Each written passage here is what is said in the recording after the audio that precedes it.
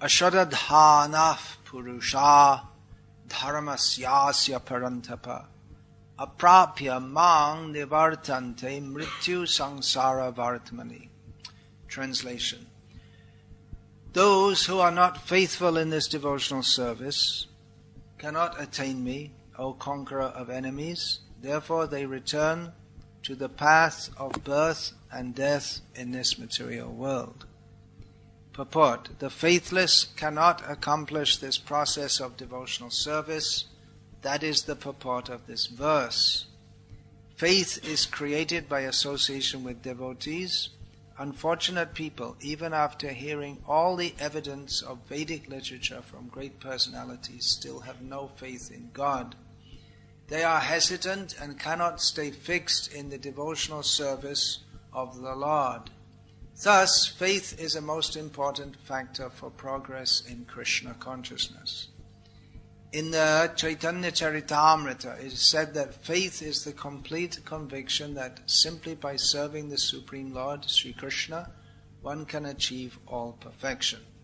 That is called real faith, as stated in the Srimad Bhagavatam. Yatha toror mula nishechanena tripyanti tat skandha bhujo pashakhaha prano paharaj cha yathendriyanam tataiva sarvahanam achyuteja. By giving water to the root of a tree, one satisfies its branches, twigs, and leaves, and by supplying food to the stomach, one satisfies all the senses of the body. Similarly, by engaging in the transcendental service of the Supreme Lord, one automatically satisfies all the demigods and all other living entities. End quote from Srimad Bhagavatam. Therefore, after reading Bhagavad-gita, one should promptly come to the conclusion of Bhagavad-gita. One should give up all other engagements and adopt the service of the Supreme Lord Krishna, the personality of Godhead. If one is convinced of this philosophy of life, that is faith. Now, the development of that faith is the process of Krishna consciousness. There are three divisions of Krishna conscious men. In the third class are those who have no faith. Even if they are officially engaged in devotional service, they cannot achieve the highest perfectional stage. Most probably they will slip after some time. They may become engaged, but because they haven't complete conviction and faith, it is very difficult for them to continue in Krishna consciousness. We have practical experience in discharging our missionary activity that some people come and apply themselves to Krishna consciousness with some hidden motive. And as soon as they are economically a little well situated, they give up this process and take to their old ways again. It is only by faith that one can advance in Krishna consciousness. As far as the development of faith is concerned, one who is well versed in the literatures of devotional service and has attained the stage of firm faith is called a first-class person in Krishna consciousness. And in the second class are those who are not very advanced in understanding the devotional scriptures, but who automatically have firm faith that Krishna Bhakti, or service to Krishna, is the best course, and so in good faith have taken it up. Thus they are superior to the third class, who have neither perfect knowledge of the scriptures nor good faith, but by association and simplicity are trying to follow. The third class person in Krishna consciousness may fall down, but when one is in the second class, he does not fall down, and for the first class person in Krishna consciousness, there is no chance of falling down. One in the first class will surely make progress and achieve the result at the end. As far as the third class person in Krishna consciousness is concerned, although he has faith in the conviction that devotional service is very good, he has not yet gained adequate knowledge of Krishna through the scriptures like Srimad Bhagavatam and Bhagavad-gita. Sometimes these third class persons in Krishna consciousness have some tendency toward karma yoga and jnana yoga, and sometimes they are disturbed. But as soon as the infection of karma yoga or jnana yoga is vanquished, they become second class or first class persons in Krishna consciousness. Faith in Krishna is also divided into 3 stages and described in Srimad Bhagavatam. First class attachment, second class attachment, and third class attachment are also explained in Srimad Bhagavatam in the 11th canto. Those who have no faith even after hearing about Krishna and the excellence of devotional service, who think that it is simply eulogy, find the path very difficult, even if they are supposedly engaged in devotional service.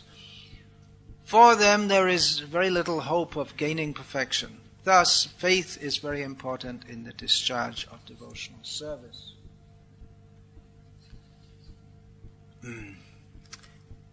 Bhagavad-gita is a short, only 700 verses, a short discussion of spiritual knowledge. Discussion means it's between Krishna, the Supreme Personality of Godhead, and Arjuna, and Krishna instructs Arjuna in spiritual knowledge. This Bhagavad-gita is described as a discussion of spiritual knowledge, Brahma Vidya. Hare Krishna.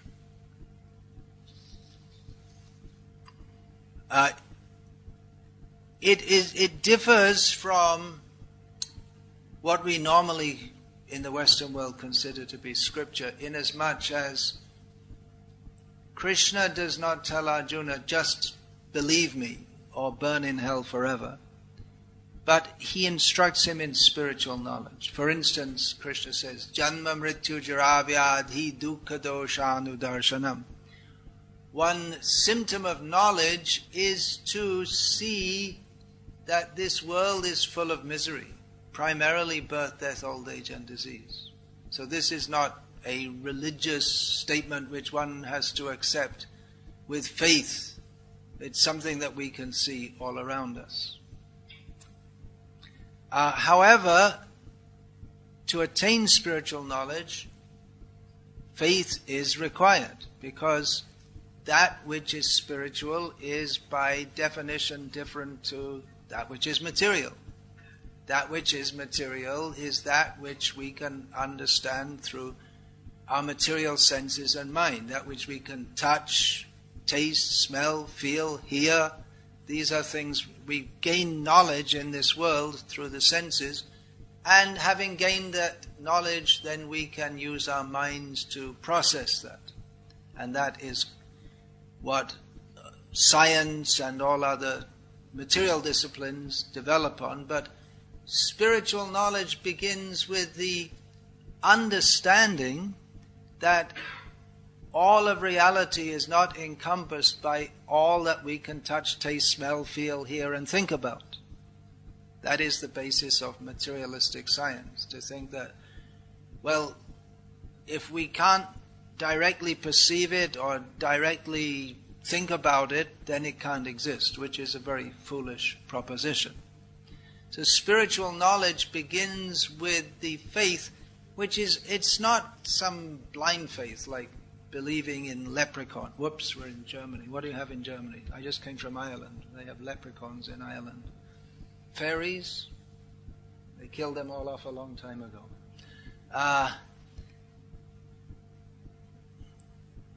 Richard Dawkins, you may have heard the name. He says that belief in God is like believing in fairies. He likes to give that as an example of something stupid, but, well, why not believe in fairies also?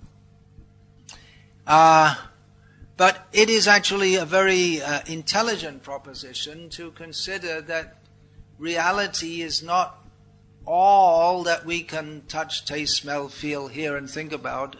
Us tiny little beings on a tiny little planet in a little blip in time, and we're supposed to know everything by looking through telescopes and microscopes. So faith that there is reality, faith that reality beyond the immediate everything that we can perceive. There's more to existence than atoms. That I am not simply, and I and every living being, we're not just simply a combination of chemicals.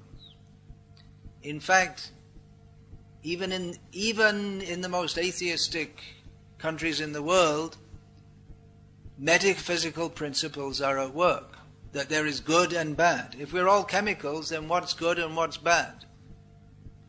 If there was just a big bang which came out of nothing and then it all settled down and here we all are, then there's no good and there's no bad. And if we're all just chemicals, then if someone was to smash up someone else's car, they would be arrested, if they're caught by the police, for committing a crime. If they was to smash up someone's body and kill it, they would be arrested and it would be considered a much worse crime. Why is that? If a car is chemicals and a human is just chemicals, why the distinction? So faith in the spiritual, it is not just something which is for foolish people who are dreaming of something, but it's actually very reasonable, and even in the law of any country, it's presumed that at least human life is something more important than motor cars. That there's something intrinsically more important. Unfortunately, most of the countries of the world are still in the ignorant consciousness of thinking that other life doesn't matter. For instance, Switzerland is famous for cows, which means there's a lot of cow slaughter going on in this country. They never consider that, well, maybe the cows suffer also. They also don't want to be killed. So here Krishna speaks about faith, that one cannot advance in Krishna consciousness without faith. There has to be some faith to attain this knowledge. And that's true actually of any knowledge. For instance, if you want to learn about science, or even if you don't want to learn, you're forced to go to school. In all these free countries, the children are imprisoned in these nasty little things they call schools, so they can become good citizens and believe all the things that they're taught at schools. So an atmosphere is created of faith, that the teacher knows something that you have to learn, and it's called knowledge. And if you don't have faith in it, or if you don't have interest in it, then you won't have any interest, you won't learn. I didn't learn many things at school. I didn't have much interest in it. But if you don't have faith, then why should you be interested to study it at all? There are adult education courses also. You can join some evening class in what subjects? Things like making tapestry and learning computer program, all kinds of things you can do. But if you don't have faith that in the subject, then how will you learn? How will you have any interest to learn? If the teacher comes and says, now we're going to learn about chemistry. The first thing we have to learn about is atoms, and they combine into molecules, and what do you mean atoms? I don't believe in atoms. Well, what do you mean don't believe in atoms? Show me an atom. Prove that atoms exist. Show me. Come on, show me some atoms. What are you going to do? Now they discovered the God particle. Okay, show me. Come on, show it. Can they show it? They can't see it. They can only presume it exists. If we take proof to mean that which we can see, touch, taste, smell, feel, or hear, and nothing else, then there's no neutrinos. There's no God particles, or whatever they call them.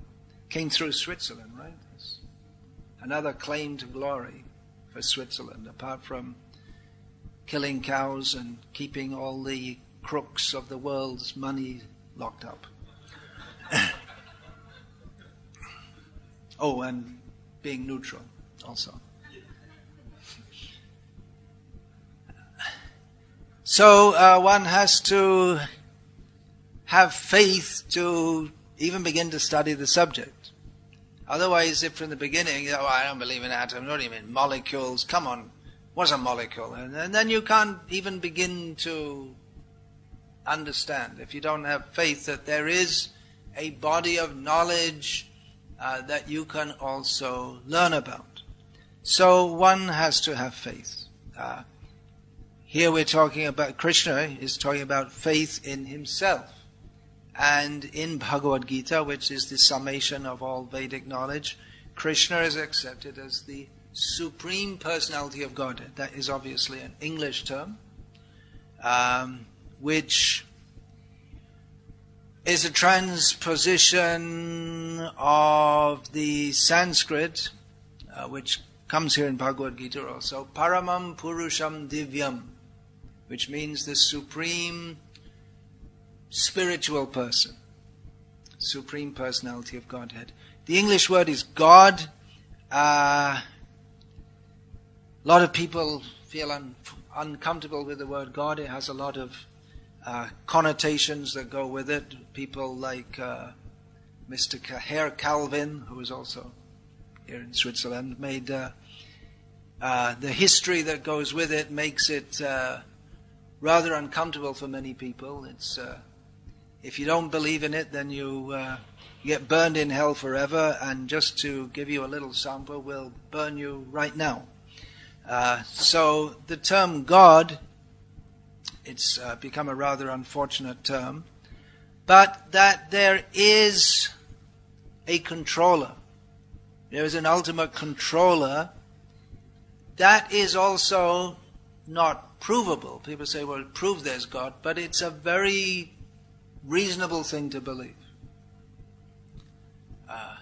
It takes quite a stretch of the imagination or blind faith in the people who call themselves scientists, some of the people who call themselves scientists, to accept that this whole world in which there is clearly so much order, if there wasn't so much order at the microcosmic level and the macroscopic level and everything in between, then there wouldn't be any science to study anyway. So it is a very imaginative proposal that there's no intelligence behind all this order. So Krishna means the Supreme Personality of Godhead, the Supreme Person who has put everything in order and maintains everything in order. A lot of people have difficulty with the idea of God because they think that, well, if God is all powerful and He's all good, then why is this world such a mess? Why is there so much suffering here? About 30 years ago, there was a famous rabbi in America, means he's famous in America. He came up with a book called Why Bad Things Happen to Good People. The idea is that if you're good and God is good, then you should have a good life. But we often see that people who are bad, they seem to have a better life than the people who are good. So it might seem to be a good policy to be bad. And in fact, there are people, a group of religionists in America, it's not a new group, but it's was previously not allowed, but now with the American liberal laws that you're supposed to allow any religion, they can go on. They're called Satanists, and they worship Satan. With the idea that in Christianity and in Islam also, I'm not sure about Judaism, probably in there, there's a figure called Satan who is the rival of God. And in Christian religion, God and Satan, they're always fighting it out, and God's Superman and he always comes out on top. But according to the Satanists, they say, hey, look around, God's not in control here, Satan's in control, better worship Satan. Seems to make sense. if we follow the idea that this world is created by God for us to enjoy. But Krishna here states in Bhagavad-gita, gives a completely different understanding, that this world is not meant to be a place of enjoyment. It is by nature janma mrityu jara vyadi dukkha dosha anudasanam. One should see that this world is full of birth, death, old age and disease. It is a place of suffering. It is designed by God to be a place of suffering. Wait a minute, who's God and who's Satan? They got mixed up or something? No, we are in this world. Why? Why are we suffering in this world? We want to be happy. Why is there suffering? So that's also described here in Bhagavad-gita. Remember, it's a book of spiritual knowledge. Spiritual knowledge means you may not be able to go out and do some experiments, mix some acid and some alkali. Oh, that reminds me, pharmaceuticals. That's another thing. Switzerland's famous. Not such a bad little country after all. So, why is it a place of suffering? Well, in Bhagavad-gita, Krishna explains, book of knowledge, Purusha sukha dukhanam bhuktritve hetu ruchyate, that the happiness and distress that we experience in the world, because we do experience some happiness also.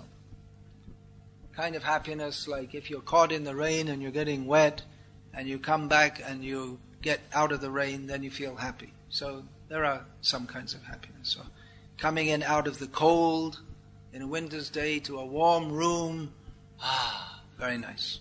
So there is some kind of happiness in this world. So Krishna describes that we ourselves create our own happiness and our distress. As the English saying goes, there's probably an equivalent in German, man is the architect of his own destiny.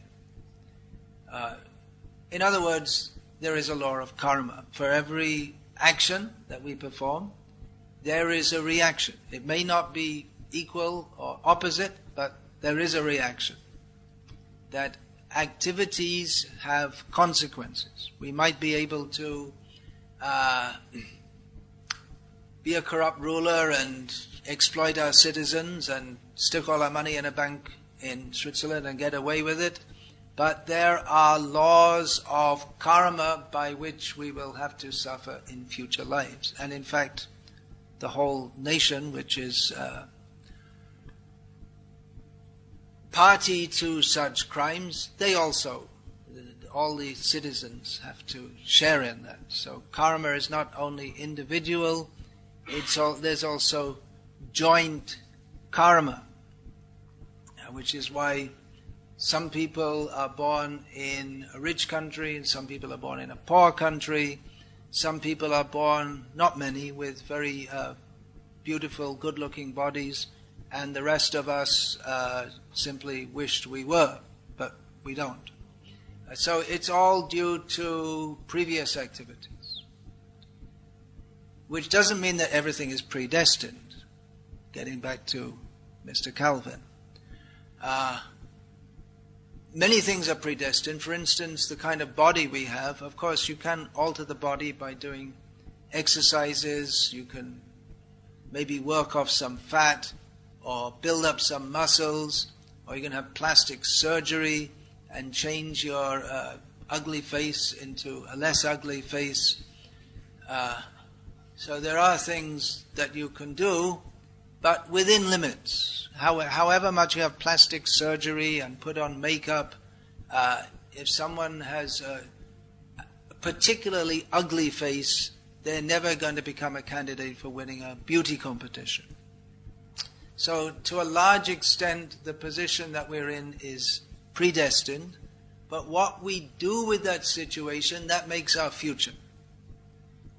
Just like if you get on an airplane going from Zurich to London, and you're in the flight, and halfway through you think, well, actually, I don't want to go to London. I'd rather go to... Where else are you going to go to? Go to New York. So what do? Hijack the plane? No.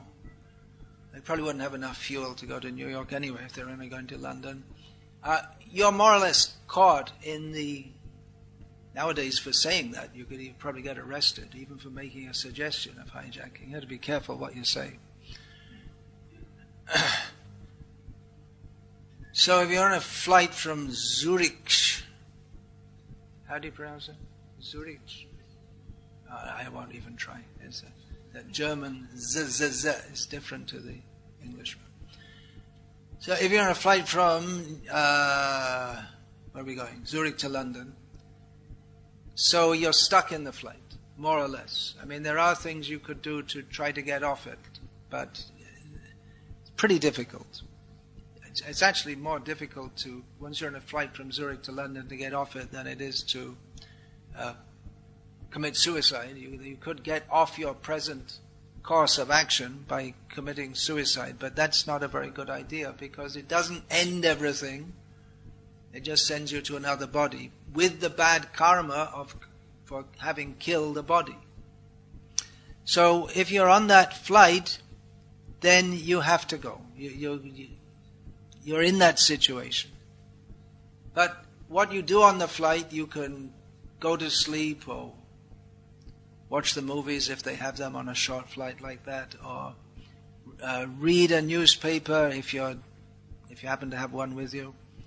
You can eat something, drink something, talk to the person next to you.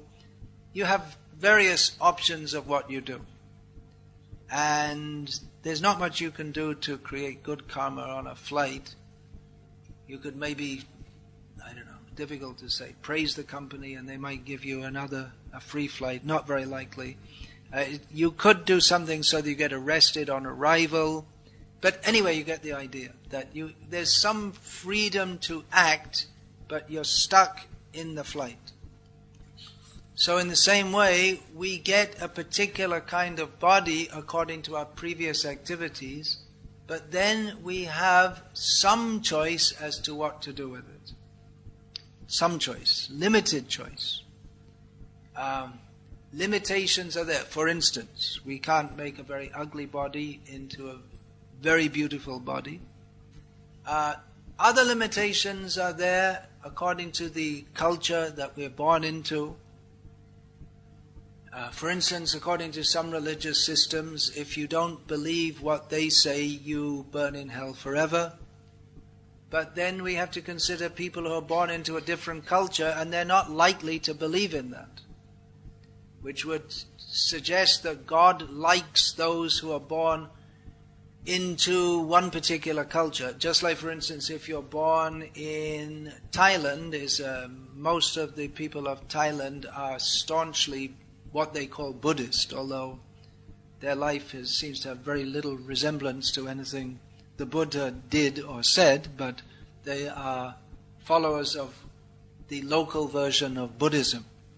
And according to the culture that they're born into, they're very unlikely to convert to Christianity. So why did God create them all if they all have to burn in hell forever?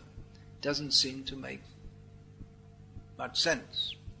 However, we understand that people attain different situations according to their previous activities and according to their previous mentality.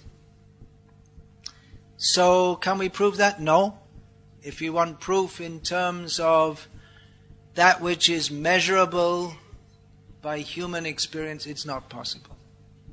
But we have to accept that on faith. It's a very reasonable faith.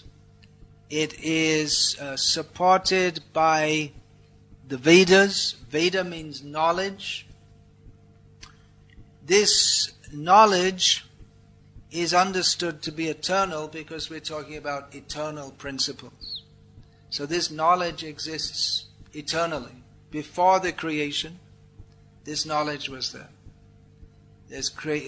In Vedic knowledge teaches us that there's creation of the world exists for some time, after some time it's wound up again, it's destroyed, and then again there's creation.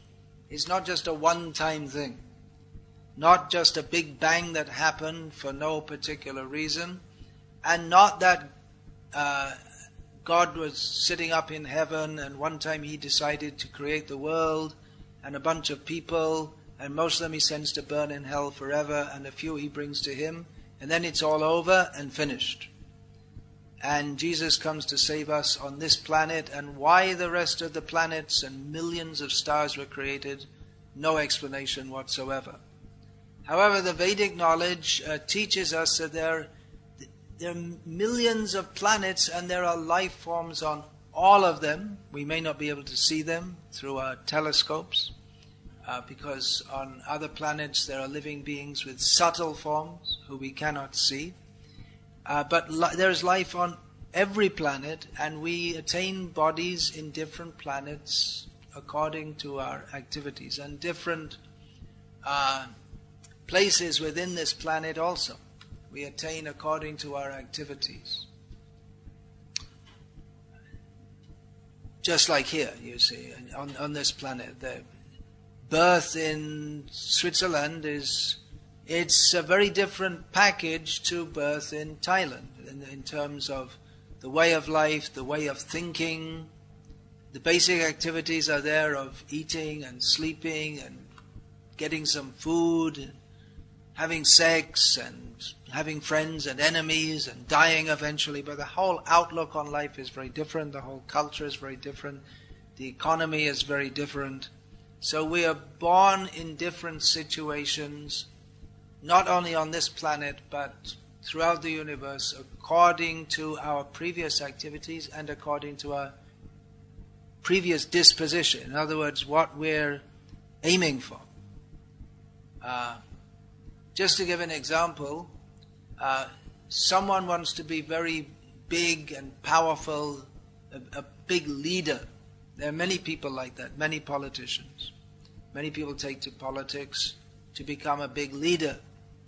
But not everyone who wants to be a big leader can be a big leader, because the number of candidates for the leading posts are less than the number of aspirants for the leading posts. So it may be that someone who has the aspiration to be a big leader, but they don't have the karmic credit to attain such a post, then in their next life they can become a big leader, maybe of a pack of dogs. So they get their wish fulfilled, but not exactly in the way they've imagined. But they do get to become a leader. So this information, this is spiritual knowledge, which is comprehensive spiritual knowledge of everything in the universe and beyond it, of who we are and how our highest aspiration, beyond that of being a leader of some imagined country. I mean, countries are imagined after all. Although there are borders which demarcate Switzerland from Germany, Italy, and Slovenia, France, and what other countries? Austria, that it borders, Germany. They're man-made. So it's more or less imaginary. We call this Switzerland, and on the other side it's Germany. So we may think, yes, to become a leader, that's a great post, but it's a childish desire. Rather, we should be intelligent enough to think, what is our highest aspiration? What is the ultimate aspiration? Who actually am I? I want to be happy always. Anyone disagree with that? Anyone who disagrees, we'll take you outside and bang you on the head with a hammer. It's one way of preaching.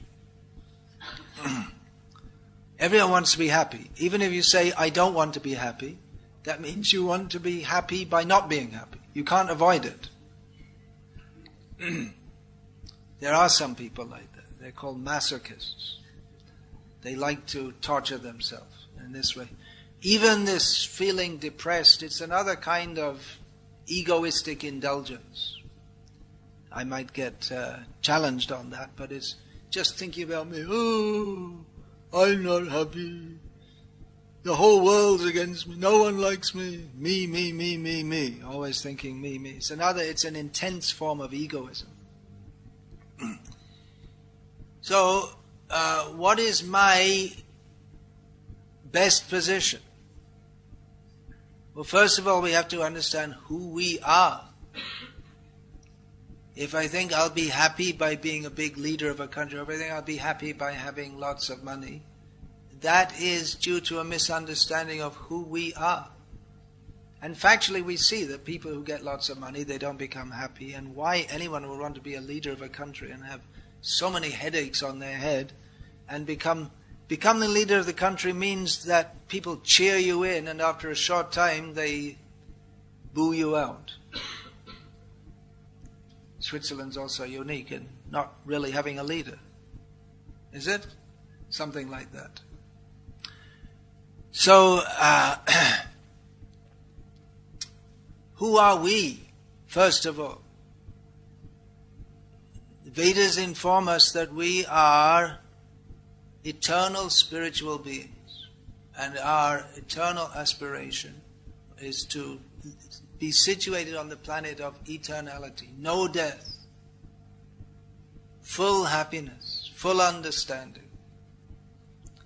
Now that requires some faith, but again it's reasonable faith. It's reasonable to consider that I am not simply a bag of chemicals. I have so many hopes and desires and emotions and feelings for people, and is it just some chemical reactions? Is this whole universe just going on because there was a big bang and then everything banged and it's been banging ever since? With no meaning whatsoever? It's quite reasonable to accept that there is some order and some reason behind it. But then why is there misery in the world? Well, because we're not connected with the original source of all eternity, knowledge and bliss. That is Krishna. That is the meaning of yoga. Bhagavad-gita is Yoga Shastra. It is discourse on yoga. Now that doesn't mean, when we say the word yoga, people think of doing various exercises, which is the exercise that nowadays are called yoga is one part, not at all the most important part, of one system of yoga. Yoga means to link with the Supreme, and there are various processes for doing that, and the asanas, or the exercises, which are nowadays called yoga, are part of a system to help to prepare the body for meditation. And so it's preparing for meditation. Meditation, that in itself is not yoga, it's also to lead to the point of yoga. So the word yoga is one of those many misunderstood words. There are many of them. But yoga actually means to link, and it particularly means to link with the Supreme, and Bhagavad-gita teaches us how to link with the Supreme. First of all, it requires knowledge to do that, and that knowledge is based on the faith that this is reality. So it does require some faith, but it's not unreasonable. To link with the Supreme. First of all, if we are to link with the Supreme, we have to understand who we are. We are eternal, spiritual by nature beings. And the Supreme is the eternal, spiritual by nature, living being. Purusham Paramam Divyam, the Supreme Personality of Godhead. That He is infinite, and we are infinitesimal. This has to be recognized. Otherwise, one cannot advance in spiritual knowledge. This has to be recognized at the beginning. If we think, as is a very common mistake, that I am spiritual, therefore I am supreme, then our spiritual life goes that far, understanding I am spiritual, and doesn't go any further. Just the theoretical knowledge that I am spiritual. Because I am not supreme, well, you can all see that. You can all understand I'm not supreme. But we should understand that you are also not supreme. None of us in this world are supreme. We're all dependent. We're all controlled. We don't know who we are, why we are here, why we got this body, where we're going. We don't know. That means we're not supreme. And we are dependent. That means we have some independence, but very limited independence. We didn't choose where we were born, what kind of body we got. We don't choose when we're going to die, how we're going to die, where we'll go after death. We're very limited in our choices. So there is supreme control, and there is a supreme controller. Yoga means to link with that supreme controller. How do we link with that supreme controller? How does a subordinate link with a superior? By service. Now, in the modern era of democracy and egalitarianism, these notions are not very popular. But actually it's a fact that the weak must subordinate to the strong. The small must subordinate to the big. Now that notion is not very popular, probably because in this world, those who do become more powerful than others tend to exploit and mistreat them. But that is not the case with Krishna. Service to Krishna means service to that person who is the most kind, the most sweet, the most beautiful, the most everything nice you can think of. And if we don't want to serve Krishna, if we want to be inimical to Krishna, well, he can also be the supreme nasty. It's not recommended. If we neglect Krishna, if we want to live without Krishna, then we have to live in this world of birth and death. So, devotional service is the process of Bhakti Yoga. In devotional service, there are activities in Bhakti Yoga, performing yoga asanas. This is not part of Bhakti Yoga. The first activity in Bhakti Yoga is Shravana, hearing. We should hear about Krishna. First of all, hear, who are we? Who is Krishna? What is my relationship with Krishna? How to revive that relationship? The beginning treatise on this is Bhagavad-gita. So Shravanam and Kirtanam. Kirtanam means to glorify Krishna. You may think, well, that's very egoistic of Krishna, that he likes to be glorified. Well, you can take it that way if you like. Krishna also has an ego. We also have an ego. But he is the one person who is suitable to be glorified. By glorifying Krishna, we become free of all bad tendencies within ourselves. We become purified. To glorify Krishna purifies us from mundane lust, greed, anger, and so many other bad qualities. So, Kirtan means to glorify Krishna by speaking his instructions, by glorifying his activities, his spiritual activities in the spiritual world, by chanting his name. That is the general understanding of Kirtan is Nama Kirtan. So Shravana and Kirtan, these are the two most important activities in Bhakti Yoga. Shravana Kirtanam, Vishnu Smaranam, which leads to constant remembrance of Krishna. And if we constantly remember Krishna, that is the perfection of Bhakti Yoga. And by remembering Krishna, then we get transferred at the time of death to the spiritual world. So this is This requires a lot of faith for people who are raised in a materialistic culture. This term materialistic, it's generally used to denote people who are very interested in getting lots of money and fancy cars and fancy houses and being considered part of the high society. But another meaning, the philosophical meaning of the term materialist or materialism means the faith that there is nothing but matter. There's nothing spiritual. There's only... Reality consists of what we can touch, taste, smell, feel, hear and speculate about. There's nothing beyond that.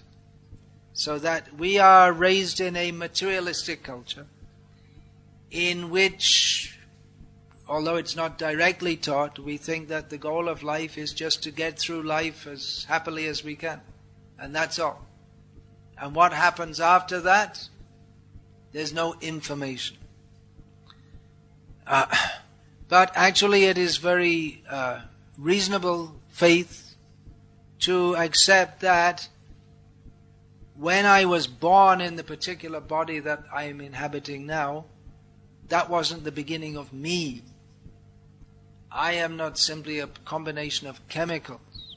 I existed before this body existed, and after this body ceases to exist, I shall continue to exist.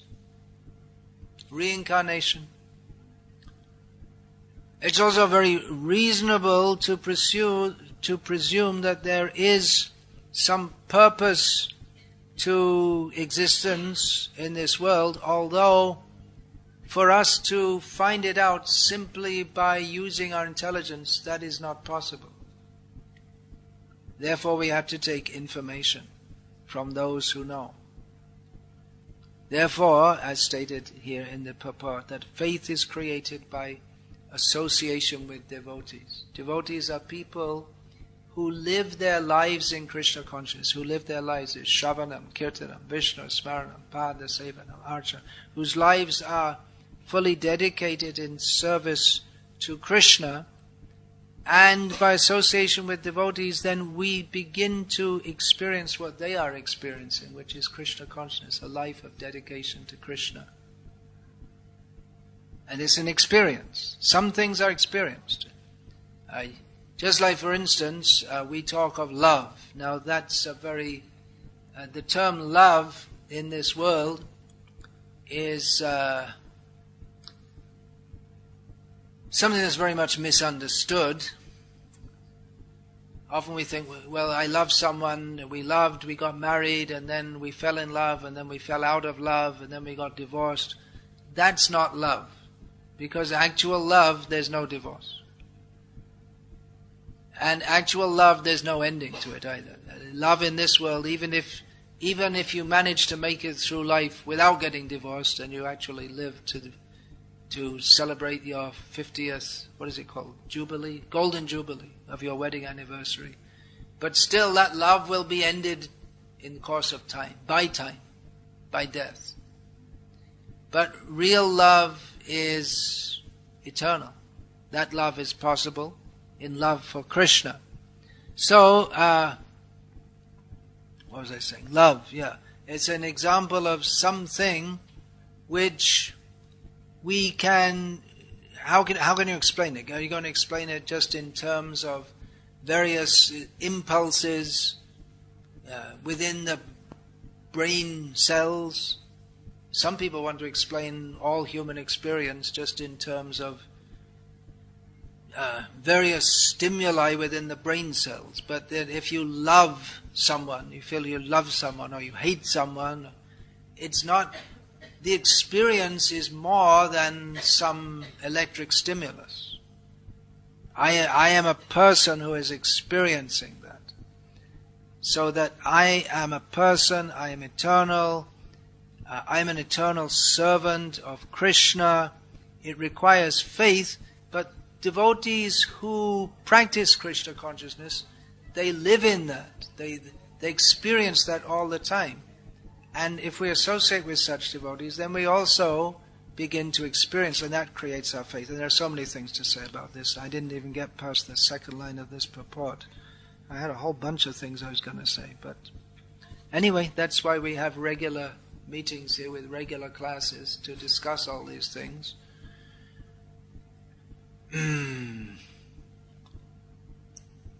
Hearing is very important. Srila Prabhupada had regular classes on this subject matter, so that our faith can develop on the platform of spiritual knowledge.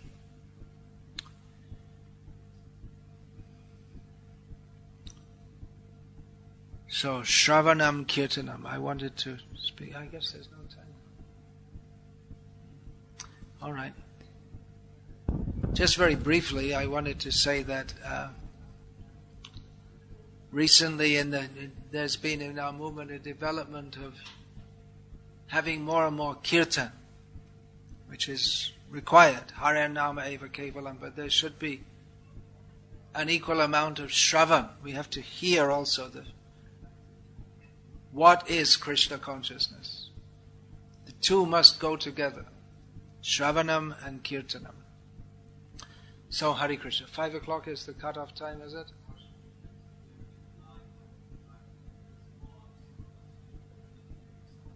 Yeah. If anyone wants to go and take prasad, well, I guess everyone does. But those of you who have to leave early or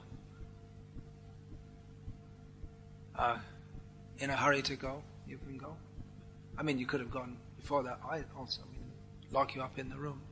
Are there any questions, comments, protests, or any other form of verbalizations that you wish to make? Please make them now.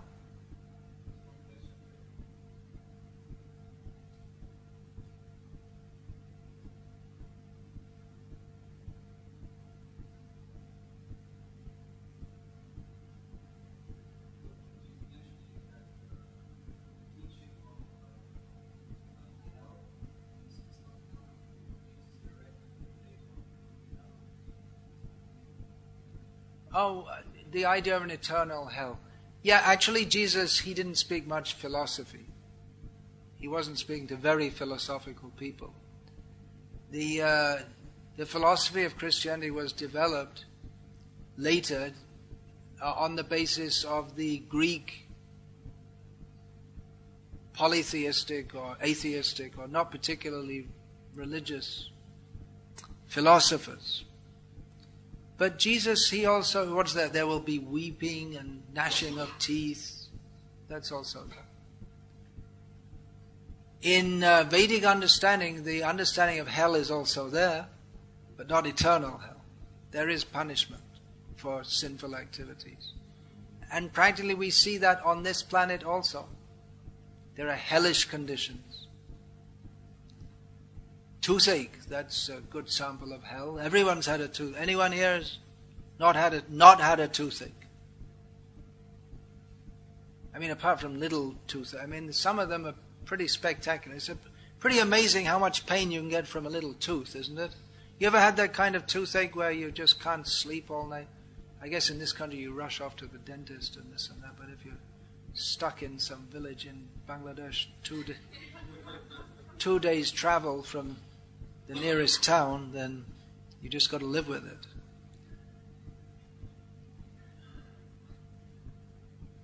Who's had an ingrowing toenail?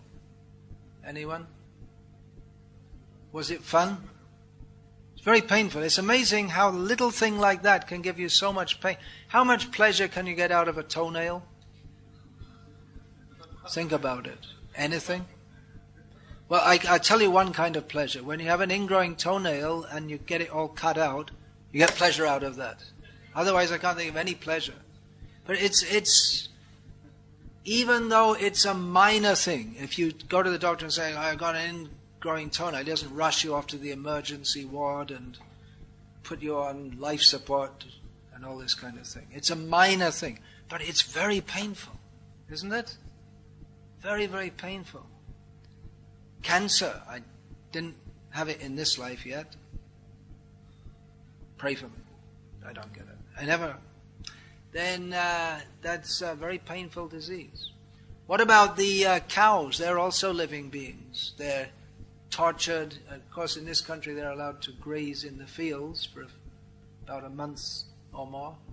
Then they're put in the barns, is it? But in many cows in the world, they're just in like prisons all their life. And then they're slaughtered. Chickens, the way they're treated. There are no laws to protect chickens in any way whatsoever. You can kick them, and their beaks are taken out so they don't peck each other. It's extremely cruel. They're in hell. They're living beings, they're in hell. So we can see hell, it is there. Even on this planet there are hellish conditions. But not eternal. The idea of eternal hell, that God is such an unkind person that He sends you for extreme suffering with no possibility of ever coming out of that. Even if you say, I'm sorry, I'm very sorry, I'm really sorry, give me another chance. No. No way. No way. You were born in Thailand, you are Buddhist, you never heard of Jesus in your whole life, and you have to burn in hell forever.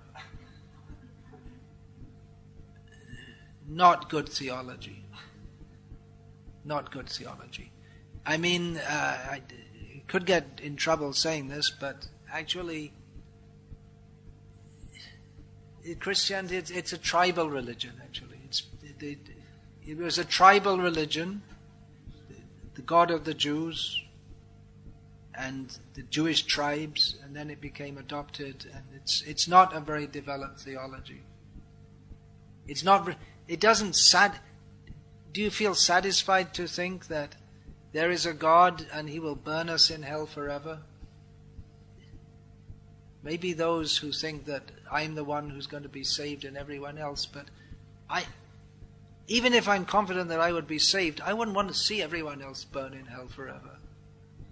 Maybe I'd go and join the ones in hell just as a protest against God. It's not a very good idea. It doesn't seem to make Him to be a very nice person, does it? These things can be very controversial to say, but atheism is growing in the world, and one of the main reasons is because of people look and see that,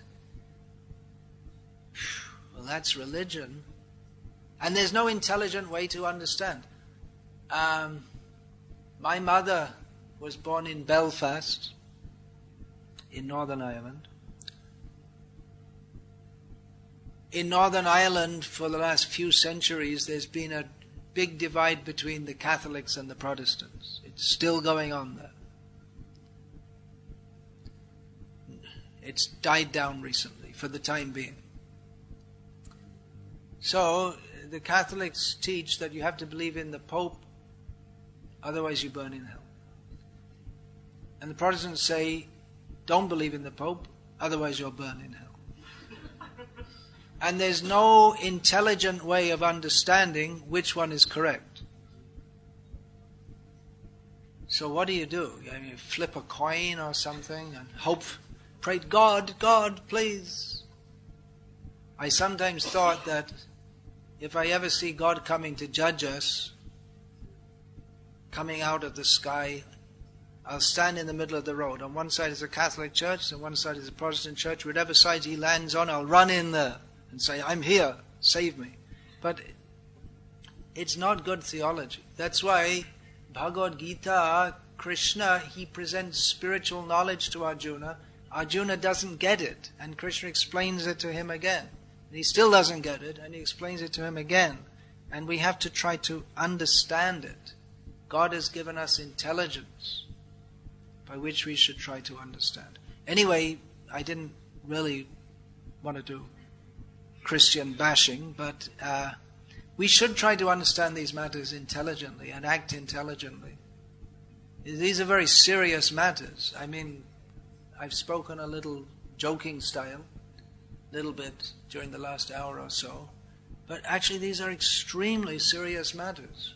Human life is that one birth in which our future is determined.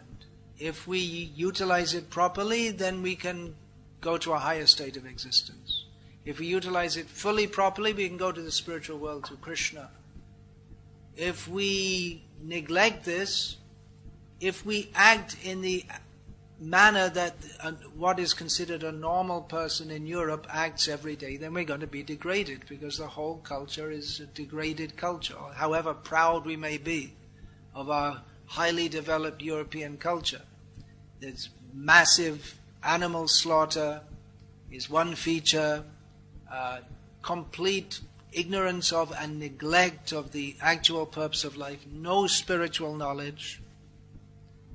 So the average person, however comfortably they may be situated, is spoiling their life. These are very serious topics we should take very seriously. And acting with faith. Well, this point I didn't get through. We should practice Krishna consciousness very seriously, with the understanding that this is our opportunity to get free from birth and death and go to Krishna. Very serious topics. Yayata mang prapadyante tangs tathaiva bhajami aham. We get from Krishna what we give to Krishna. Actually, if we make one step toward Krishna, Krishna takes 10 steps towards us, Srila Prabhupada said. But by a half-hearted approach, we're not going to go to Krishna. You have to take it very seriously. The whole culture of the modern world makes it very difficult to do so. But we have to make the decision to take to it very seriously, practice it very seriously. It's a great opportunity to get free from birth and death and go to Krishna. But again, the modern culture, this whole idea, just enjoy yourself, express yourself individually, it's not very conducive for Krishna consciousness. I have to finish now, is it?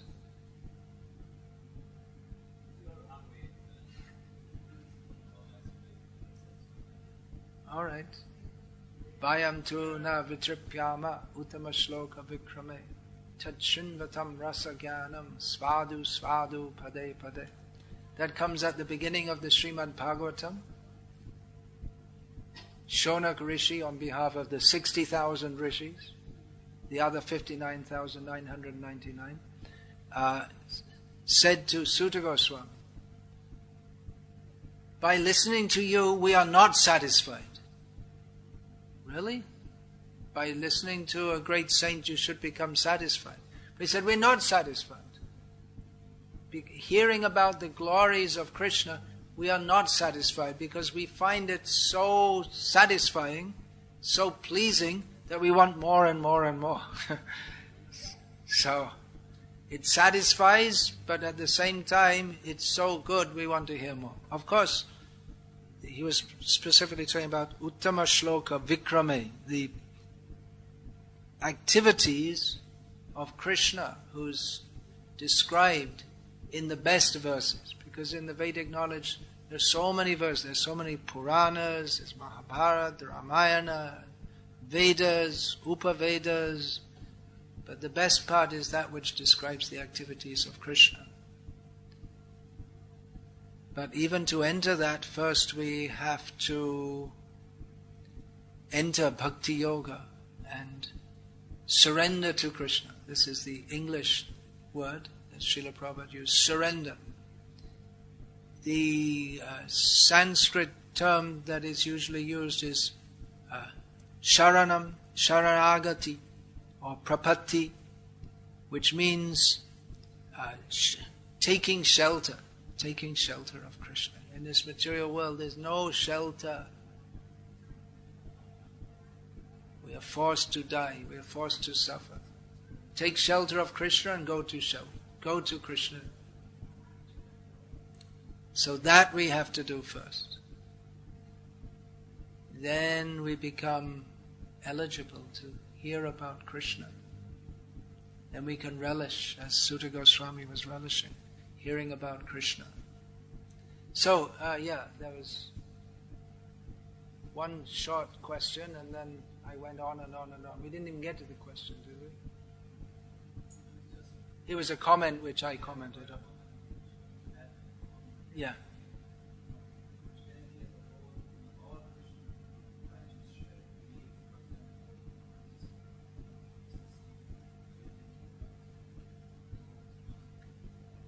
Francis of Assisi is widely recognized as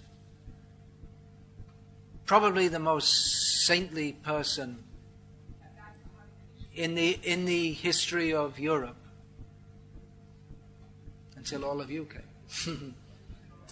But unfortunately, his ideals, they're difficult to see. About 15 years ago, a cousin of mine, who was about 20 years younger than me, he, in Dublin, in Ireland, he came to visit me, and he was about 20-something years old at the time. And he said, I'm becoming a Franciscan monk. So I said, so you're becoming a vegetarian? He said, no, I was a vegetarian, but to become a Franciscan monk, I have to become a non-vegetarian. So I thought that was strange, because St. Francis is famous for love of the animals.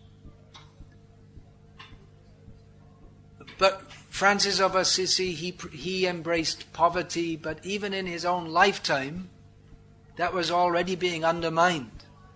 And his principles didn't last beyond his lifetime or even within his lifetime. Now, what is the reason for that? One reason is because there's no proper body of spiritual knowledge to sustain his saintliness. Unless we understand very clearly why we should do what we should do, then it can't be sustained. Which is why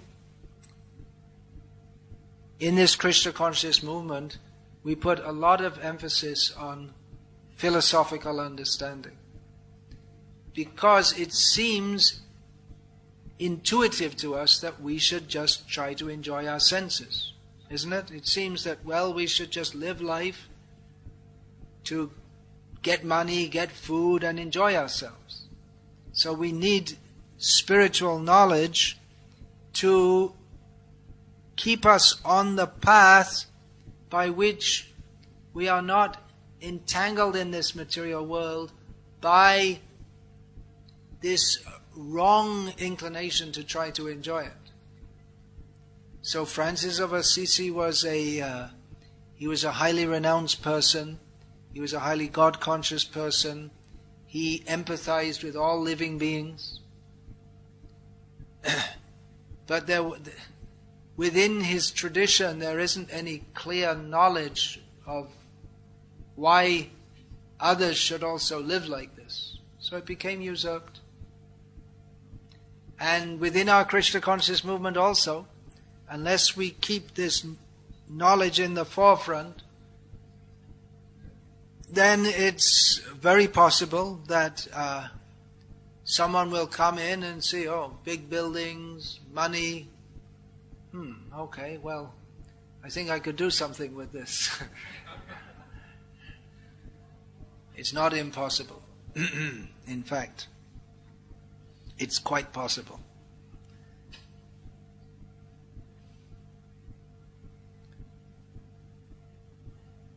So we're asking you to take to Krishna consciousness. But it's not really that we're asking you, come and join our movement and we'll build it up and then we'll compete with other religious movements. It's not like that. At least our preaching should be that how you can be benefited in the best possible way. Our motive should not be that we want to pull you in and then I become the leader of you and we become a big movement and we become prominent, and as we bring more people in, I become more prominent. this way of thinking is materialistic. But we should simply think that you please come, you take to Krishna consciousness for your own benefit. You will be benefited. We should have no motive to try to exploit you either directly or indirectly, grossly or subtly. Otherwise it's not spiritual. We can just say it's spiritual, but it's not. It's not that we have a sign on the door, we are spiritual, and just by declaring that we become spiritual. But spiritual means non-materialistic. That means we don't have the same values as people in this world. Why is Francis of Assisi considered a great saint? He had completely different values to all the people around him.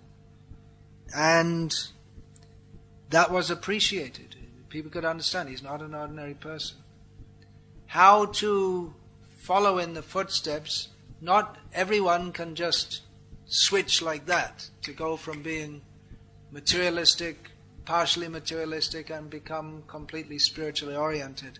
The Bhakti Yoga process is a process that if we apply ourselves to it, we also can become spiritual.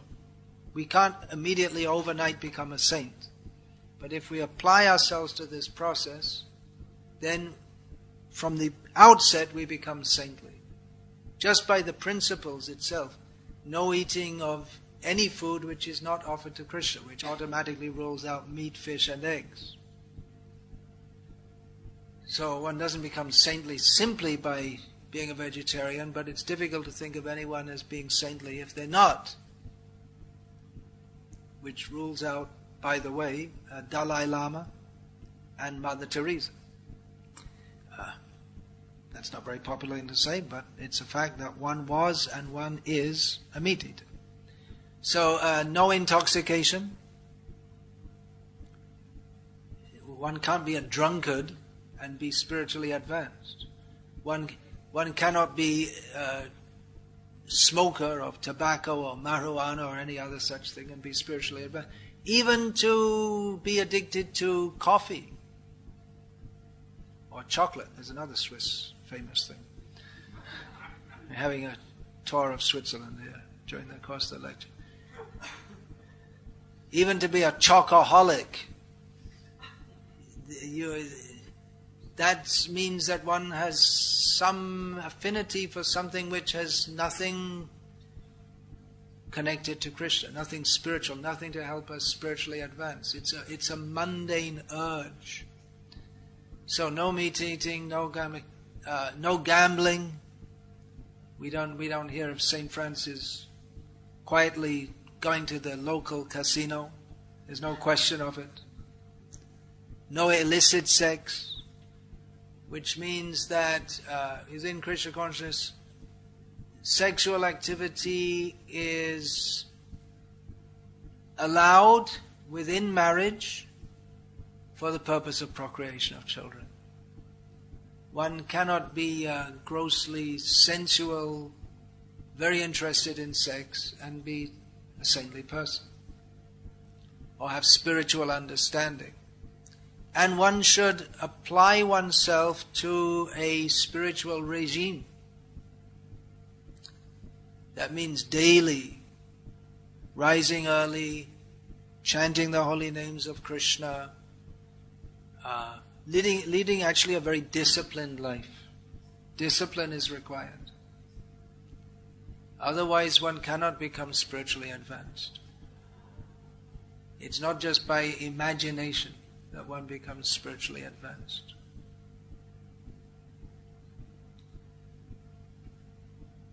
So, anything else? You see if any of you can ask questions all the time. Anyone else? Anyone else? Yes, please.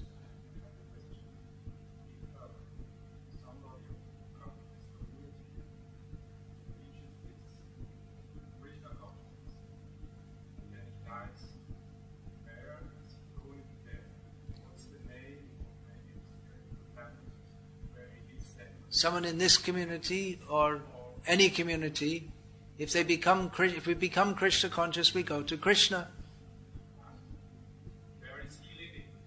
Where is Krishna?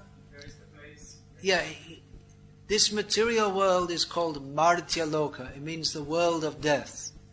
Krishna lives, not our world. We're here, we're not meant to be here. That's the problem. That's why we're here, because we think it's our world. But we're not meant to be here. We're supposed to be in Krishna Loka, the place of Krishna. There's a place where Krishna lives.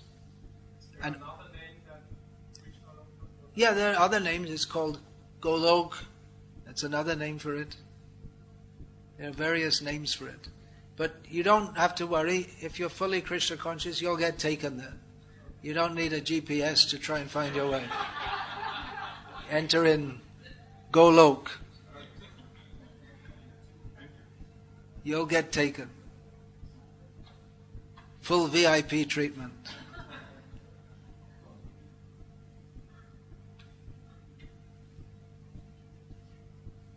Krishna will take you.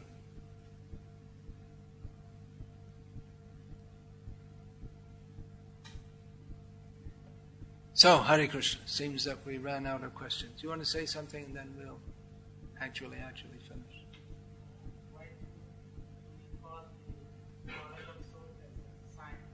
Why do we call knowledge of the soul a science? That's a very interesting question. Well, that's right there in Bhagavad-gita. Krishna several times uses the word Gyan and Vigyan. Jnana Vijnana Chittatma Kutasto Vichitendriya, for instance. Krishna describes a perfect yogi as being one who is fully, his whole being is fully satisfied by knowledge, jnana and vijnana. Vijnana means specific or specialized knowledge, and it's also the word that is used in most modern Indian languages which derive from Sanskrit for what we call in English science. So it's called a science because science is supposed to methodically describe the nature of whatever it describes, and it's supposed to be predictable. Something is called a scientific law if for instance, someone comes up with a scientific theory, then they have to demonstrate it, and if the demonstration is reproducible by others, then it's called a scientific law. If in every case, for instance, if one burns hydrogen in an atmosphere of oxygen and condenses the gas, then under most circumstances it will turn out to be water.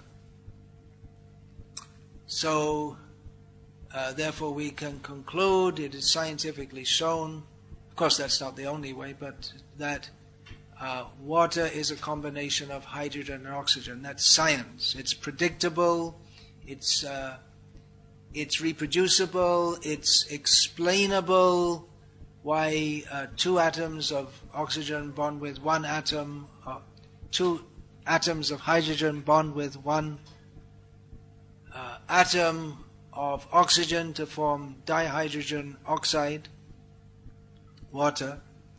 So it's systematic and explainable and reproducible. So Krishna consciousness, the science is called the science of the soul, because both theoretically and practically, theoretically it's understandable, and practically it's reproducible. If we take to Krishna consciousness, then we become free from the lower tendencies of lust, greed, anger, etc., and we experience the bliss of Krishna consciousness. So that's why it's called scientific. Making a point about Mother Teresa and Dalai Lama and them being a meat eater. I am a Hindu, but I'm not a vegetarian as such. So I quite lost you there. What was the point that you were trying to make when you mentioned that Mother Teresa and Dalai Lama themselves, though they are... Do you remember what I said? Yes, I do. What did I say? You were mentioning something about Dalai Lama and Mother Teresa said they have been progressed in their own so-called religion, etc. And maybe Mother Teresa said they're considered to be saintly persons. not so much saintly. Yeah. So my question is, does meat eating make them so insane? Yeah, my point was that one cannot be saintly unless one follows some basic principles. If you're a woman monger, always chasing after sex, if you take intoxication, if you eat meat, you cannot be saintly. Okay, different religions teach different things. Like different religions teach different things, but there are principles of religion. Mm-hmm. Can one be merciful and be saintly? Can one not be merciful and still be saintly? No. So meat eating generally involves slaughter of animals. Actually, it is possible in some cases to kill and be saintly. Just like Krishna told Arjuna to kill. But to take meat from slaughterhouse animals means there's no mercy. Okay, when you mentioned that Arjuna Is was that correct or not? what do you say? I do agree to that, but But is it correct or not? Whether you agree or not doesn't matter because you're insignificant. yeah. But animals that are tortured throughout their life and slaughtered so that you can eat meat, your eating of that meat, does that demonstrate mercy or not? Not at all. Not at all. So you can't be a saintly person and eat meat. Yeah. So that's the point. Oh, that's the very point. But as I mentioned, there are different religions which teach Different religions teach different things, but you can understand this as an axiom. You know what axiom means? Yeah.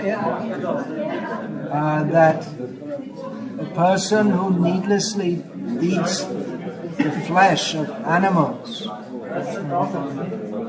is not demonstrating mercy. So religion may teach something, that means religion can be wrong. Okay. So when we get to plant eating, when it has been demonstrated by experiments that plants have life, Plants, so what are we doing then? plants have feelings also. Yeah. So what are we doing then?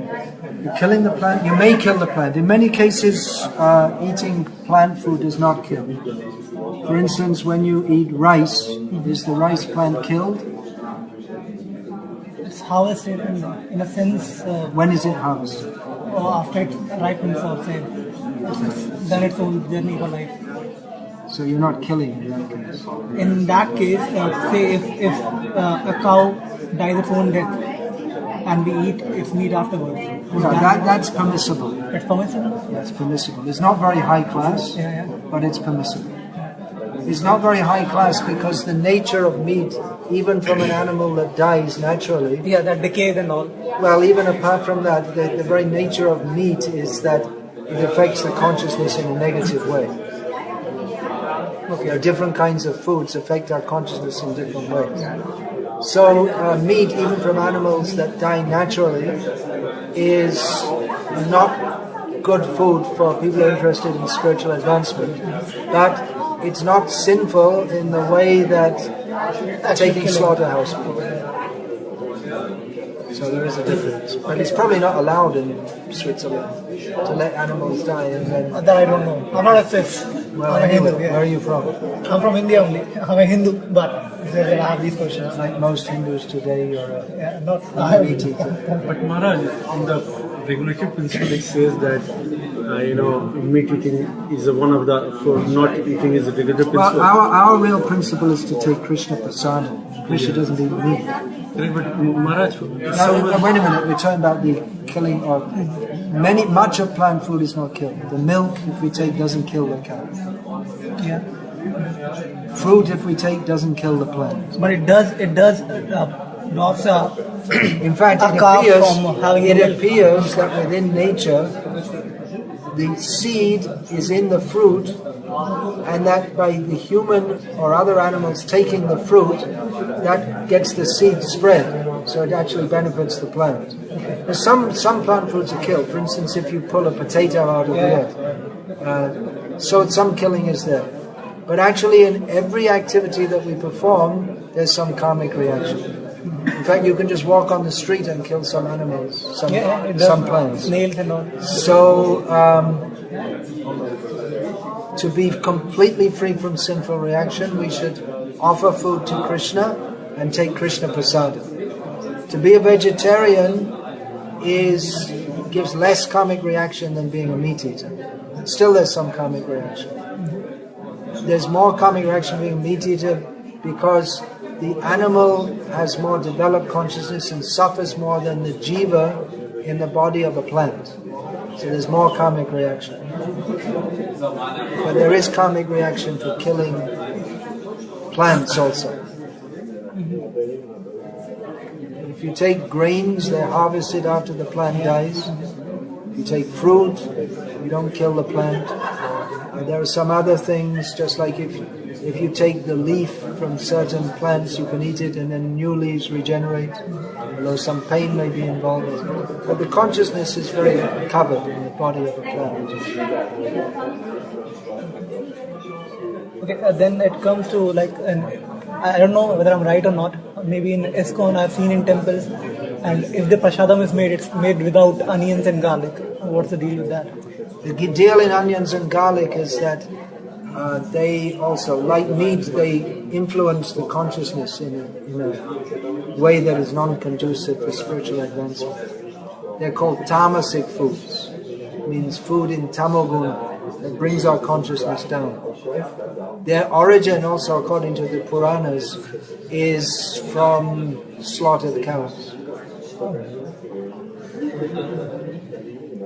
In some instances you can kill a cow and eat it and not incur gross sin. In the case, it is mentioned in Shastra that if there's no other food, you could do that also. But mostly devotees of Krishna wouldn't want to do it even in that instance. It's recorded in Mahabharata.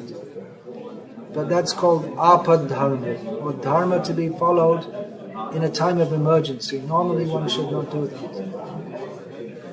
So the Shastras, they give very broad understanding.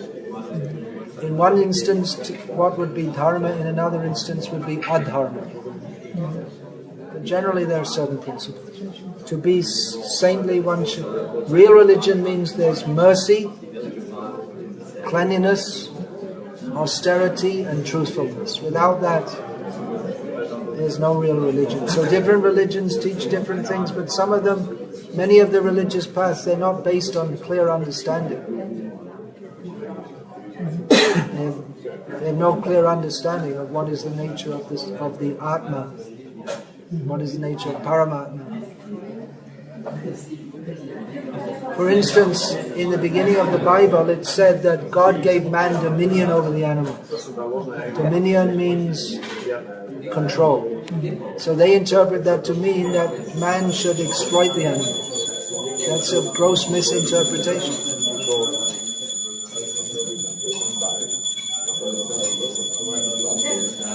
Okay, when we are using a cow for milk or for any other... We don't think of using a cow. Okay. That very mentality, using a cow. Then what do we say? You should serve the cow. You should serve the cow. Okay, when we serve the cow for milk... use it. The idea of using another living being, that whole mentality leads to a whole sinful outlook on life. Other living beings are there for us to use. We should understand they're also part and parcel of Krishna. They're not for us to use. I mean, it does make sense, but this has been what has been done over the ages and how human life has evolved. Who is not necessarily what they should do. But this is how human life evolved, right? Human life evolved. We made fire. We made use of animals. We made use of fire. Where? How do you know? What does this evolve? I mean, that's what we read in science, right? That's nonsense. It's a nonsensical idea that life came out of by random interactions of chemicals. The whole universe came into being. You believe it because you believe the nonsense you were taught at school. Here, where's this? Give this. Where did this come from? Probably this is, I don't know, 10 or something. How did this come into being? Make a guess. In some tin factory. From some steel, actually. Whatever it is. No. Actually, what happened was there was a pile of garbage in my backyard in my house. One day there was a huge storm, and all the garbage came together, and it came to this. Believe it? No. How much intelligence went into making this? It's made of steel. Steel is what? It's iron with an admixture of? Aluminum. Okay. What is it? Anyone? Carbon. So, stainless. So, to discover how to make, how to find iron.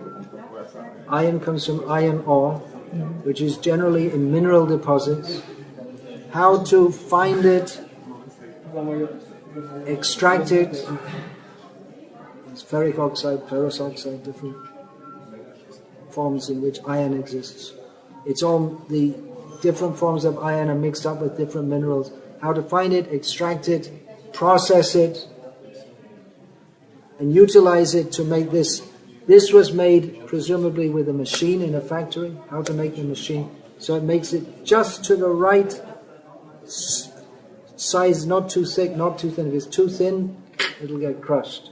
If it's too thick, then it unnecessarily becomes costly and heavy. So it's just made, it's perfect circle. This fits very nicely, so I don't have, it goes on very easily, comes off very easily, but it doesn't fall off. So a tremendous amount of intelligence went into making this. It doesn't leak, it's stainless steel. I've had it for quite a few years. It doesn't rust. Not only the making, but also the economics of it. Is it economical to make it, to market it? Is there a demand for it? I mean, all kinds of people, from geologists and engineers, technologists, businessmen. Huge amount of intelligence has gone into making this. This is an extremely simple thing, isn't it? Yeah.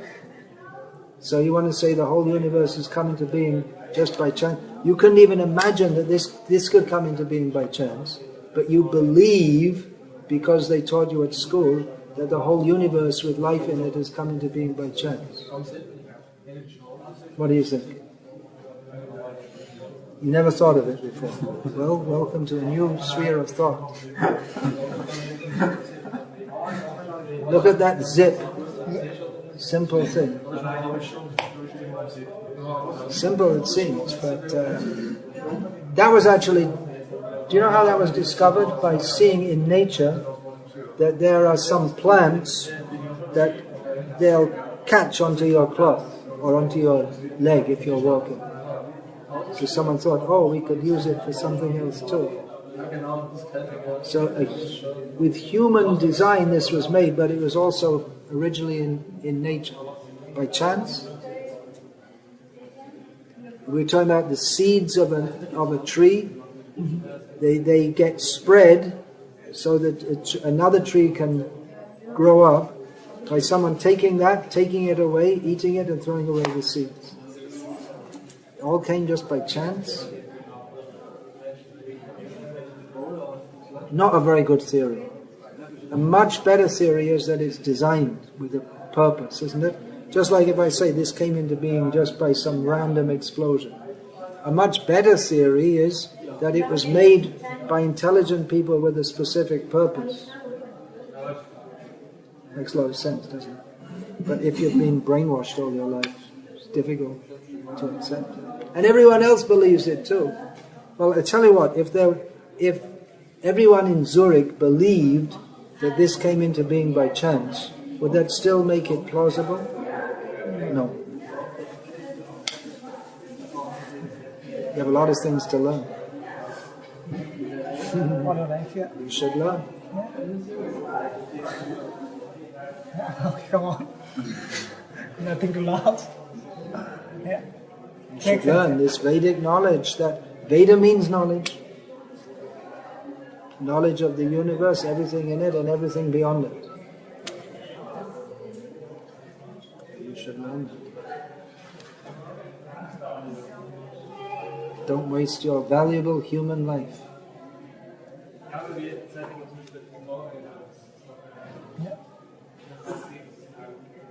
Take this very seriously. What are you doing in Switzerland? On a project? Yeah. IT? Yeah. predictable.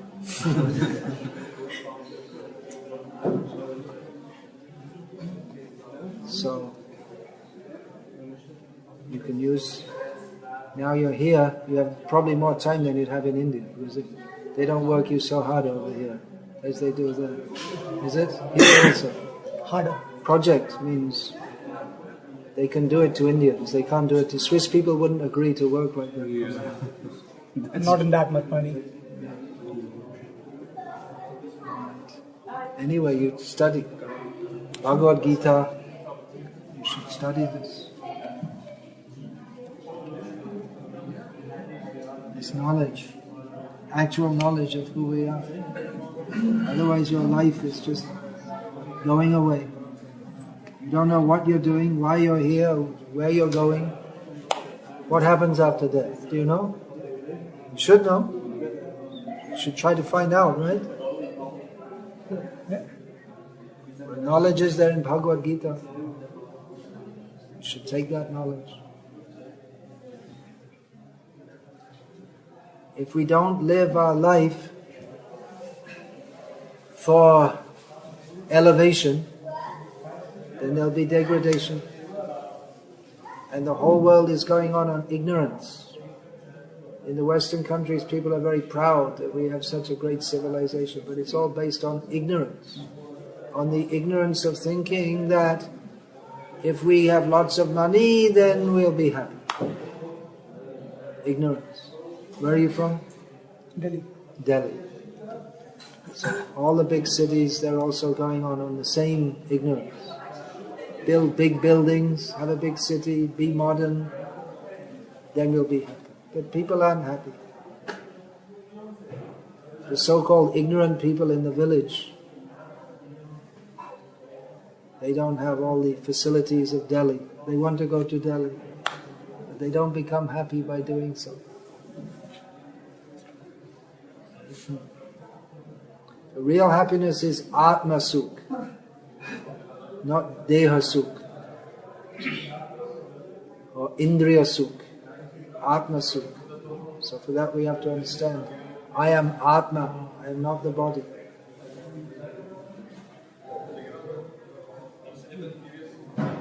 So you please try to understand. Give one Bhagavad-gita as it is. Yeah, I will give you.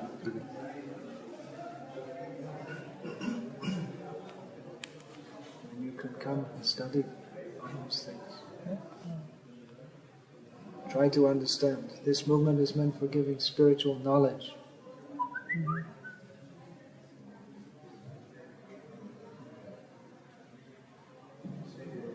So try to understand. When do you expect to go to Delhi? Sorry? When are you scheduled to go back to Delhi? Not yet scheduled as such, but on a short trip of vacation. Yeah. Oh, I see. We have many centers in Delhi also.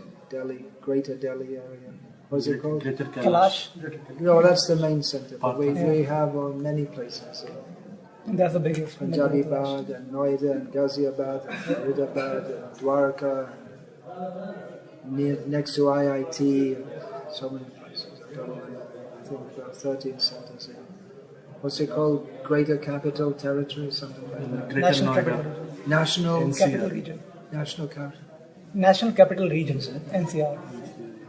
Greater Capital Territory. What's that? Somewhere else. Some other country. We call it NCR. Yeah.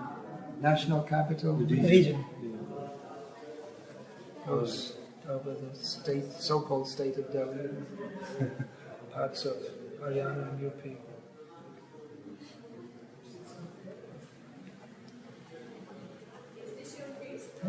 So how about that? Evolution. You learn it at school. It's bogus. Darwin fooled us.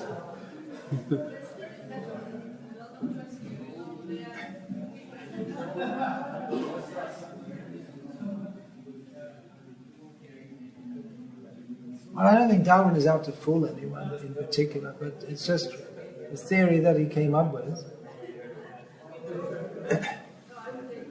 And what Darwin taught is that's the basis of modern evolutionary theory. That's not, of course, they developed many more ideas since then. And Darwin, at that time there's no idea of biological cells, what to speak of genes and DNA and all. That's much more recent. In fact, the existence of atoms wasn't even clearly understood at the time of Darwin. So science has developed a lot more, but there's some serious problems there. Serious problems with this theory. Genetic mutations give rise to progress of the species.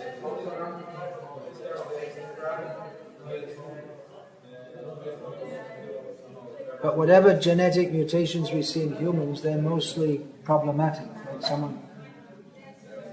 Just like sometimes you see in Delhi some bull with an extra leg. Have you seen like that? They have 5 legs. So if a human has an extra limb, it's usually problematic. Yeah. And even if someone's a super genius, usually their children aren't super geniuses. And even a super genius like Einstein's widely thought to be the most intelligent person of the 20th century. But he was only interested in matter. He didn't ask the really important questions. What happens after death? What is the nature of life? Why is there suffering in this world? He was concerned only with this world, which means that in one sense he was intelligent, but in another not, because he applied his intelligence to that which is not that important actually. Just like scientists may apply their intelligence to understand how the grass grows. But it's not really that important to understand how the grass grows. The farmer knows how the grass grows. He feeds it to the cow and takes milk. He doesn't have to know how it grows. And then they discover, and then they make some new kind of grass by genetic modification, and they think they're making progress. And then a few generations down the line, they find that actually, just like they had the Green Revolution, and now it's turning into a nightmare.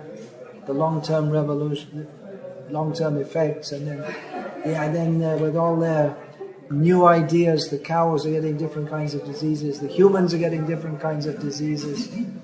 So it's better they just didn't bother with all that and just try to study the really important things.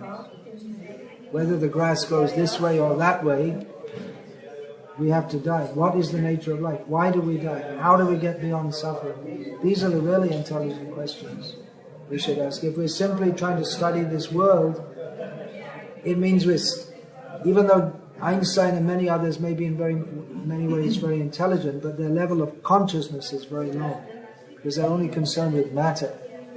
They're not concerned with spirit. That's not very intelligent, actually. You are an eternal living being. Before you were in that body, you were in so many other bodies. After you leave that body, you'll be in many other bodies. If we understand this, then we should stop thinking only in terms of this one life. It's just one life. Boom, boom, boom, boom, boom, one birth after another. Why? Why is this going on? How can we get out of it? That we should consider. That's real intelligence.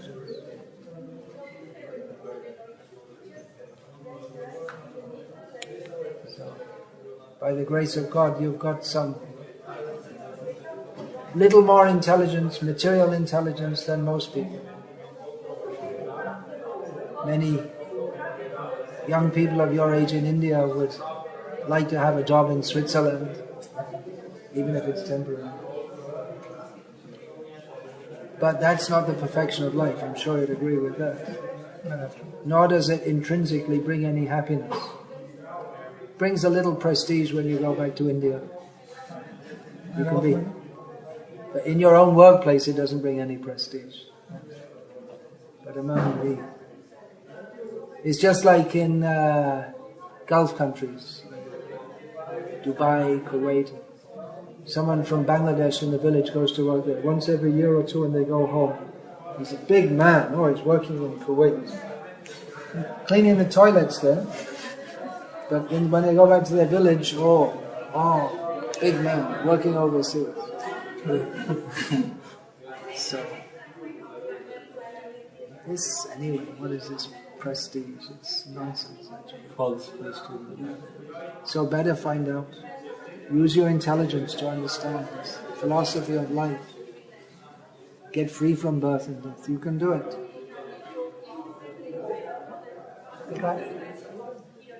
You have to know how also.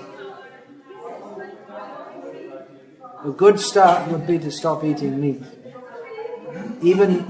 Even physically. Physically, yeah. Nowadays, in the West, so many people have become vegetarians. You know the main reason why? For health. Because meat causes so many diseases. High blood pressure, cancer. Meat means it's full of all chemicals, it's excessive protein, very difficult to digest. Human body is like the body of vegetarians. Animals like dogs that are made for meat eating, they have very high concentrations of acid in the stomach which quickly digest the meat, and short intestine, so the whole digestion process is finished quickly because there's so much poison in the meat. But humans have lower acid in the stomach and long intestines, like vegetarian animals. So it's actually very bad for health. When I was a kid, we were taught that eating meat is very good for health. Now they understood it's not true. Now they're teaching that in India. People think, I become very healthy by eating meat, but actually it's the opposite. Is there anything in the West? Like if they ban some medicine in Switzerland, then they send it all to India. And they're all the people. Because somehow they have to get the money. They have to get the money, yeah. They invested so much money in research, and they have all these factories made to make it. And in fact, I was told somebody that they create new drugs, and inside they will put another problem, so that you need another drug. Yeah. And that's true. And they, like in America, Ayurveda is banned because it's cheap and you don't have to spend. Then the pharmaceutical companies are finished. Yeah, it's a big lobby, pharmaceutical. And they spend millions of dollars. Hare Krishna. Thank you very much, Maharaj. So there's so much bogus propaganda, beginning with what, even before you go to school, propaganda begins. The whole idea, you will be happy by getting money. That's very much part of the consciousness all over the world. And maybe more, in some ways India is more materialistic than the West. Because here people just kind of have money, but in India it's... Yeah, working out. When's the darshan open? 7 o'clock. Hare Krishna. 7 baje. Darshan. Anyway, please go.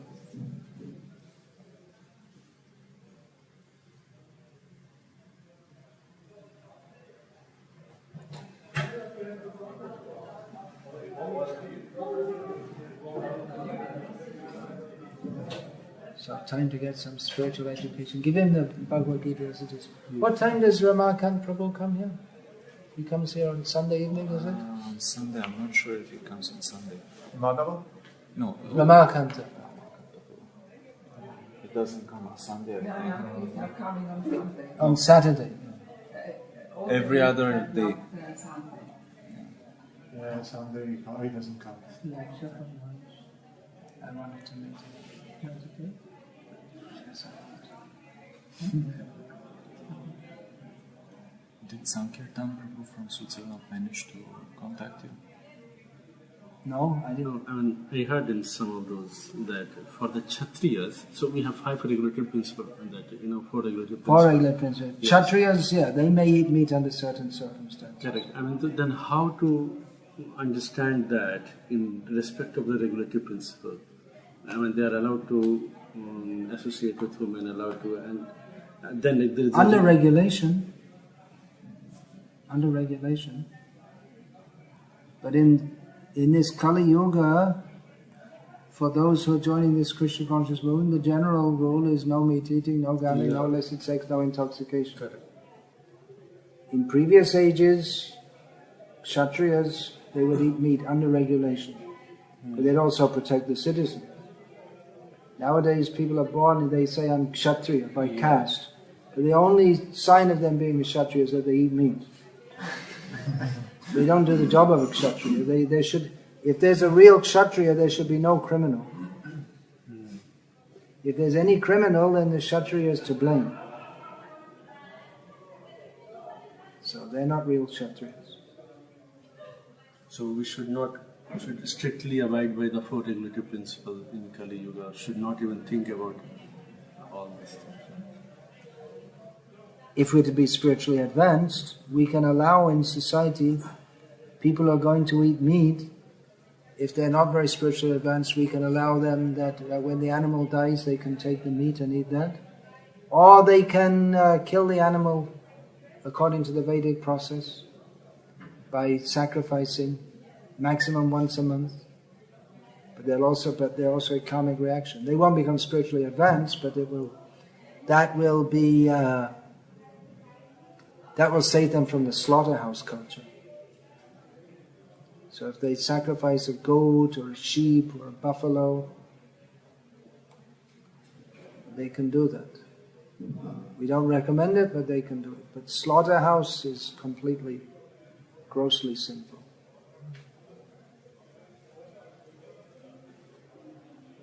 And killing cows is grossly sinful. But not for you. You're not meant for eating meat. I mean, sometimes. And even you see, if you're sitting in an office all day and you're eating meat, then it produces far too much heat and energy for the body. And sometimes whatever people take the shelter of these things, okay, that in Vedic time people used to eat Then cow they should, meat. they may give so many excuses. Yeah, they have to study from an acharya That's and learn how they should live. They may say in Vedic times the Kshatriyas say, okay, well you act like a Kshatriya also. And there should be no thief. There should be no rape. There should be so many things. They're not Kshatriyas. If there's a democracy, it means there's no Kshatriya.